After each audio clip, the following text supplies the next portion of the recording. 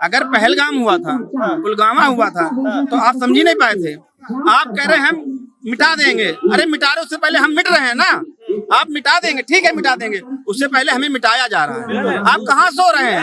आपका खुफिया तंत्र कहाँ सो रहा है? 26/11 के महज 26/11 हुआ था। 5 दिन के बाद राहुल गांधी विदेश चले गए थे अपने दोस्त की शादी में, संगीत में। क्यों गए थे भाई? आज वो लखनऊ से बैठकर पाकिस्तान पे बात करती है। अब हम सरकार से नहीं पूछे, राहुल गांधी से पूछे, अखिलेश यादव से पूछे। आप बताइए, कोई भी हमारे यहाँ से कॉल जब मिलती है तो पहले हमारे भारत से कनेक्ट होगी पाकिस्तान के लिए ना। कहाँ चुप कर गए भाई? आप 3000 किलो एल्युमिनियम आता है और आप बोलते हैं कि भाई सरकार से ना पूछा जाए। अरे 2011 हुआ था, 2001 हुआ था, मतलब जो हुआ है आप दोहरावा कराओगे। 2900 अमोनियम नाइट्रेट 2900 kg 2 घर से कैसे पकड़ लिया गया? गुजरात से 3 आतंकवादी कैसे पकड़ लिए गए? 1 से 10 तारीख तक देखेंगे ना, कहीं ना कहीं किसी की गिरफ्तारी हुई है, कहीं ना कहीं कुछ बरामद हुआ है। ये जो राइजिन जो पॉइजन था, पहले थूक जिहाद, लव जिहाद, वोट जिहाद, अब देख लीजिए केमिकल जिहाद, ये सब हो रहा है। केमिकल जिहाद से अगर बचाया किसी ने तो हमारे इंटेलिजेंस ने तो बचाया। जो आदमी सुबह 10 बजे हरियाणा क्रॉस कराया है और ये आपको पता चल गया है कि दिल्ली में लेके गया आरटीएस, तो आप दिल्ली के अंदर से कवर कब किया आपने? वो यहाँ लाल किले पार्किंग पर जिहादी बैठा रहा, आतंकवादी, आपको पता नहीं चला? ये भी झूठ। आसिफ अली के एक मस्जिद में वो रात भर रुकता है, समझे? आज कश्मीर का नाम सुनते ही हमारे जहन में आता है ना कि हो सकता है ये संदिग्ध हो। आपको अगर कोई बोला जाए कि चलिए कश्मीर घूम के आए, एक बार बोलेंगे नहीं यार इतना ज्यादा आतंकी वो हमला होता है, वहां ना जाए। तो जो मस्जिद वाले थे उसका चेकिंग क्यों नहीं किया?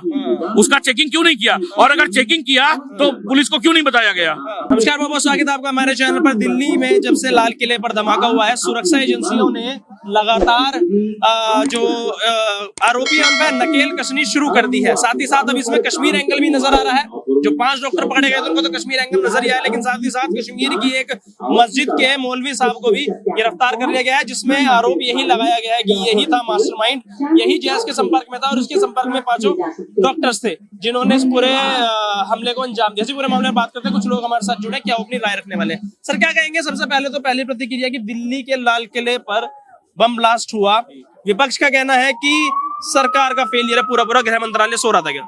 बिल्कुल 100% सही बात है। ये सरकार का फेलियर है, गृह मंत्रालय के फेलियर है, हमारा खुफिया तंत्र फेल है। और जो भी लोग यहाँ शहीद हुए हैं उनके लिए हम दिल से दुखी हैं और भगवान प्रभु राम से हम शुक्रगुजार हैं कि वो यहाँ ब्लास्ट हो गया, वरना उसकी जो स्कीम थी कई और जगह जाने की, कितने जगह ब्लास्ट करने की थी। जो बच गए उन्हें भगवान ने बहुत अच्छा किया और जो हो गए उनके लिए संवेदना हमारे लिए है। पर ये चूक हुई कहाँ से? आप पहलगाम से लेकर नहीं सीख पाए, जब पुलवामा हुआ तो नहीं सीख पाए, फिर पहलगाम हुआ तो नहीं सीख, कब सीखोगे आप? हमारे देश की जनता मर रही है और आप ढोलक पीटने के लिए 2 मिनट आप मौन नहीं रख पाए। जो कहते हैं कि 140 करोड़ हमारा परिवार है, देश का एक एक बच्चा हमारा परिवार है, अरे एक दिन के लिए आप मौन तो रख लेते। प्रभु आप तो प्रचार मंत्री बनते हो कि प्रचार करना बस चल दो, आपको तो प्रचार मंत्री कहना चाहिए। देश की जनता आपके लिए इतनी वोट दे रही है, आपको इतना प्यार करती है, लेकिन अब प्रचार के लिए प्रचार मंत्री 2 मिनट तो मौन रख लेते। सही बात है ना, सवाल तो उठेगा ना सरकार पर। जैसे सर ने कहा कि गृह मंत्रालय का फेलियर, उसके बाद बिहार चुनाव में जीत का जश्न मनाना, ये यहाँ तक कैसे पहुंच गया अमोनियम नाइट्रेट दिल्ली में लाल किले तक? मतलब इनका बोलने का मतलब क्या था कि मतलब ये था कि अगर इतना बड़ा हमला हुआ तो उस हमले के बाद बिहार इलेक्शन की जीत का इतना बड़ा जश्न मनाने की क्या जरूरत थी? देखिए बात क्या है कि सिंपल सी बात है कि इसका जिम्मेदारी लेने से कोई कतरा नहीं रहा है। पहली बार मैंने किसी गृह मंत्री को देखा कि आग ठंडा नहीं हुआ और यहाँ पर गृह मंत्री पहुंच गए थे, समझे? पहली बार इतिहास में, पहली बार। नहीं तो भैया 26/11 के बाद में कौन कहाँ था किसी को नहीं पता, समझे? और उन्होंने तो इस्तीफा दे दिया। जब इनसे इस्तीफा मांगा गया तो ये क्या बोल रहे हैं कि मैं इस्तीफा देने के लिए नहीं हूँ, मैं कब्र में उनको घुसा करके जिंदा जला दूंगा, समझे? ये उनका स्टेटमेंट है। 26/11 के बाद में क्या बोलते हैं, कोई कुछ भी नहीं हुआ था, कोई भी एक्शन नहीं लिया गया था। मगर पहलगाम हो, यूरी हो, चाहे कुछ भी हो, देख लीजिए क्या हमने हर्ष किया है पाकिस्तान का।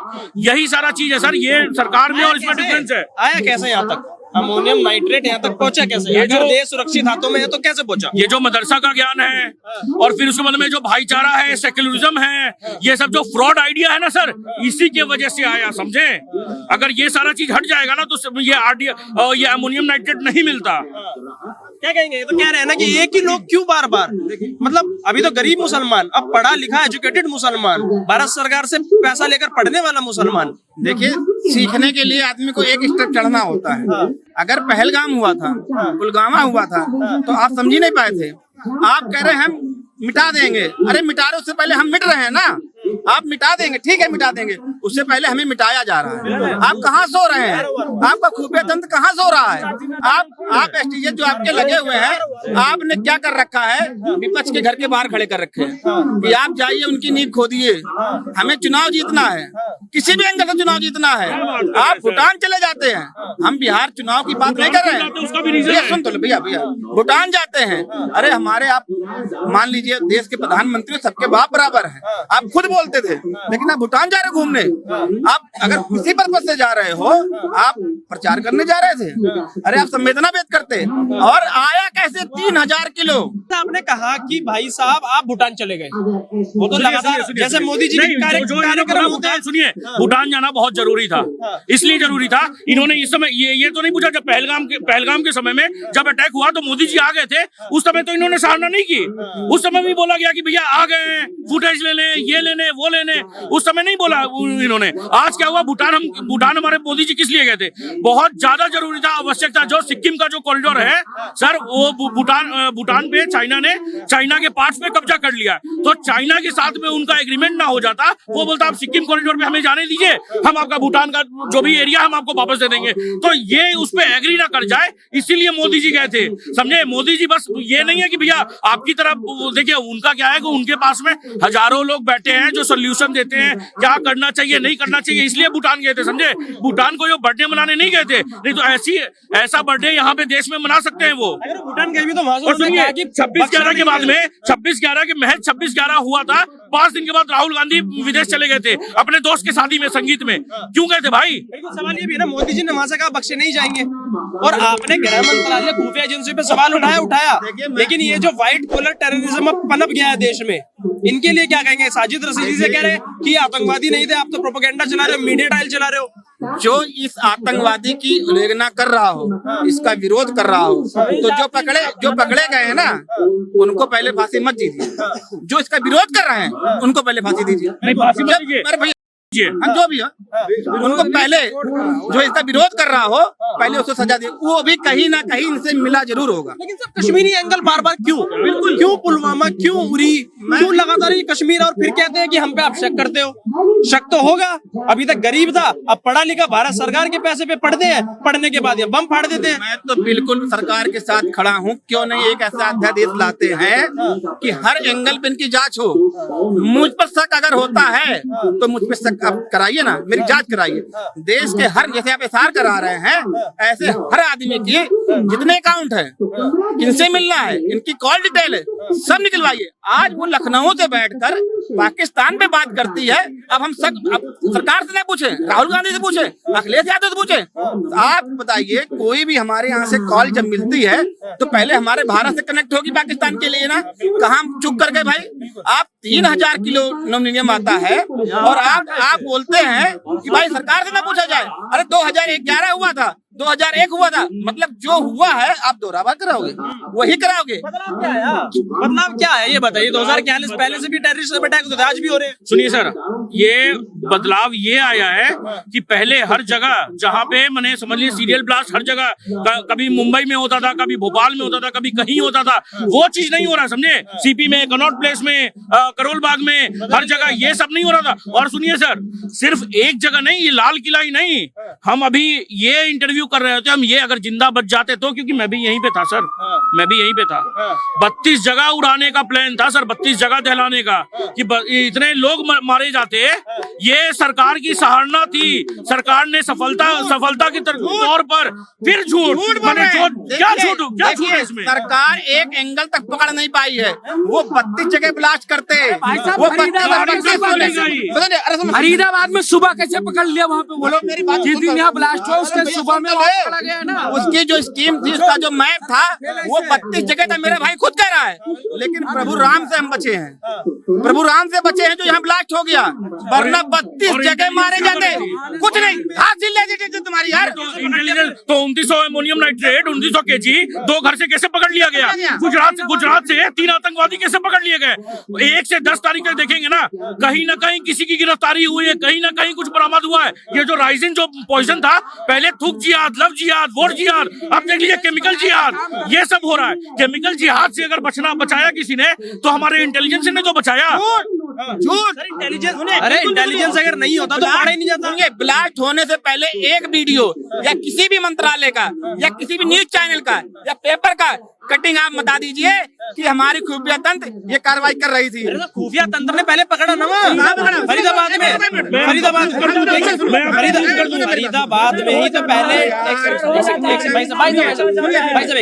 अगर इंटेलिजेंस जम्मू कश्मीर और हरियाणा पुलिस ने एक संयुक्त ऑपरेशन चलाया, उसमें पकड़ा गया वो ब्लास्ट से पहले, और उसके ये भाई साहब इसलिए यहाँ तक, अरे ये जिहादी यहाँ तक इसलिए पहुंच गया क्योंकि ये भाग गया था वहां से।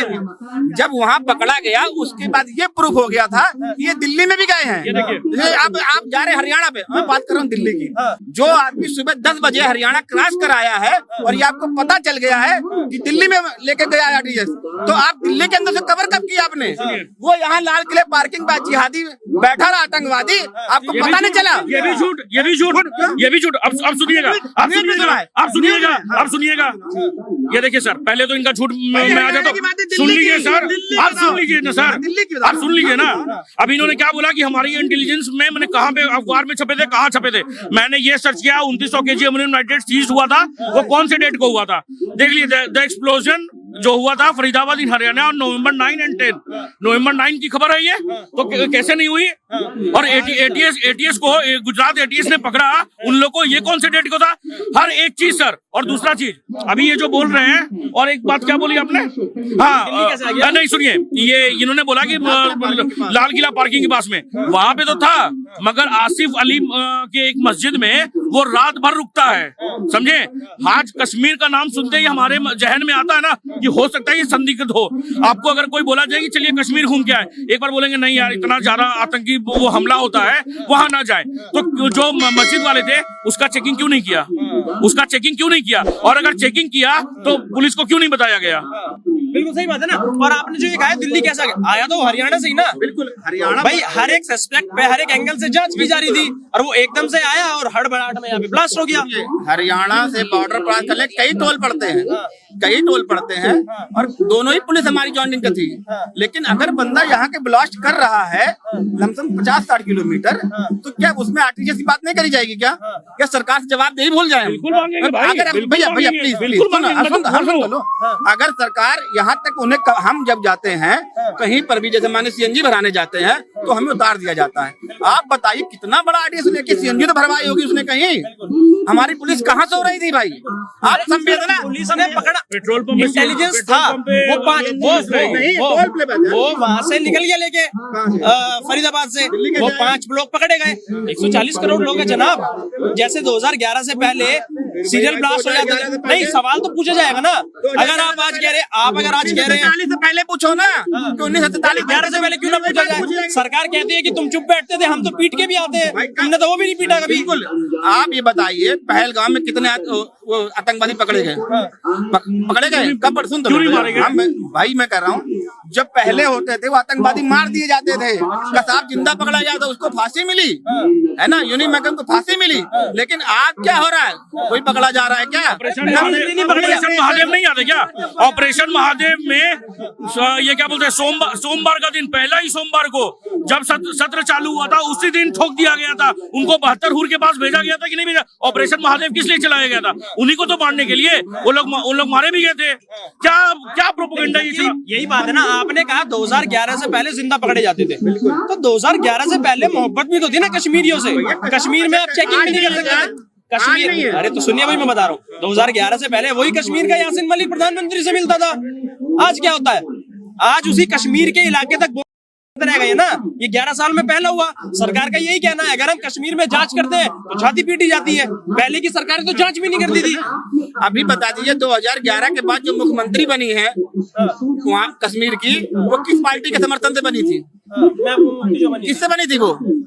किस पार्टी से बने? उसके पीछे का अलग एंगल है। एक्शन मतलब वो उन्होंने बोला हम 370 हटा रहे थे, हम 370 हटा रहे थे। सीएम मीडिया वाले, आप ये बताइए, जब हम जानते हैं वहाँ आतंकवादी हमले करने वाले हैं, तो राष्ट्रीय शासन हटवाया क्यों था आपने? अगर हटवा के आप सत्ता के लालच में गए ना, आपको इसका सरकार मिनिस्ट्री नहीं मिली, तो आपने गठबंधन क्यों करा? आपको पता है वो आतंकवादी जगह है, वहाँ जो आरडीएक्स आया है या जो अटैक हो रहे हैं वो बिना कश्मीरियों के मिले नहीं। मैं खुलेआम कह रहा हूँ, बिना कश्मीरी जो बॉर्डर पे रह रहे हैं वो बिना मिले हुए ये आतंकवादी हमारे देश में आते नहीं है।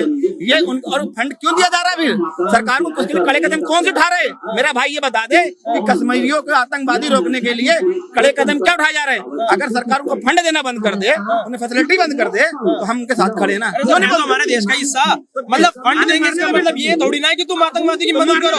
तो गलत उनको बोलो, सरकार काहे गलत हो गई इसमें? फंड दे रही सरकार में, काहे? हमारे देश का हिस्सा है, अभिन्न अंग है। आपने कहा महबूबा मुफ्ती के साथ क्यों गठबंधन किया? महबूबा मुफ्ती के साथ गठबंधन इसलिए किया गया क्योंकि 370 हटानी थी। ये तो सीधा सीधा है। क्या मिला से में? 370 क्या था? हटाना था ना, हटाना था। बिल्कुल सर कम हुए कि नहीं हुए? 2011 से पहले और 2011 के बाद गोली मार रहे हैं यार। अटैक कम हुए नहीं हुए? भैया पहले पत्थर मारते थे, गोली मार रहे हैं। पहले क्या पहले हिंदुस्तान में घुस करके नहीं मारते थे गोली? 26/11 नहीं हुआ था क्या? 26/11 नहीं हुआ था क्या? उसके पहले और अटैक नहीं हो रहे थे क्या देश में? करीब करीब इतने ज्यादा अटैक होते थे। अभी तो गिना चुना 1, 2, 3 आप बोल सकते हैं, गिन के बता सकते हैं कि इतने अटैक हुए, इतने अटैक हुए। उस समय के अगर अटैक अगर गिनेंगे ना सर, गिना पार नहीं लगेगा। आए दिन कुछ ना कुछ होता था। कभी बॉम्ब ट्रेन में, कभी फ्लाइट में ब्लास्ट, कभी कोई रेस्टोरेंट में ब्लास्ट, कभी कहीं ब्लास्ट, कहीं कुछ। अडानी भी बचे थे ना उसे 26/11 ब्लास्ट से। क्या बात करेंगे? और एक बात बताइए, ये जो बोल रहे हैं कि बीजेपी सरकार में कश्मीर ब्लास्ट में- हुए तो किसी नहीं होंगे। जब तक बीजेपी सरकार आई है सबके साथ ब्लास्ट किसी में हुए, चाहे कारगिल हुआ हो, चाहे अक्षरधाम हुआ हो। अच्छा ये बताइए ना, जब से बीजेपी आई और जब से बीजेपी काल में बीजेपी काल में जब बीजेपी सरकार में नहीं थी तब कहाँ कहाँ ब्लास्ट होते थे, और अब सरकार में तो कहाँ कहाँ। सर कश्मीर के कुछ हिस्सों को छोड़ के 11 साल में पहला ब्लास्ट हुआ है दिल्ली में। ये मतलब इससे पहले कौन सा ब्लास्ट हुआ? पहलगाम हुआ नहीं, मैं कह रहा हूँ कश्मीर के बाहर। कल भी हुआ नौगांव में। कश्मीर के बाहर तो कश्मीर में हुआ ना। और क्या हुआ है? वो ब्लास्ट नहीं वो हुआ, हादसा है, वो हादसा है। वो इंटेलिजेंस की वजह से हुआ है। वो उसकी जांच कर रहे थे। सर एक सेकंड, 2005 में दिल्ली बॉम्बिंग होता है, 62 लोग मरते हैं, 210 लोग इंजर्ड होते हैं।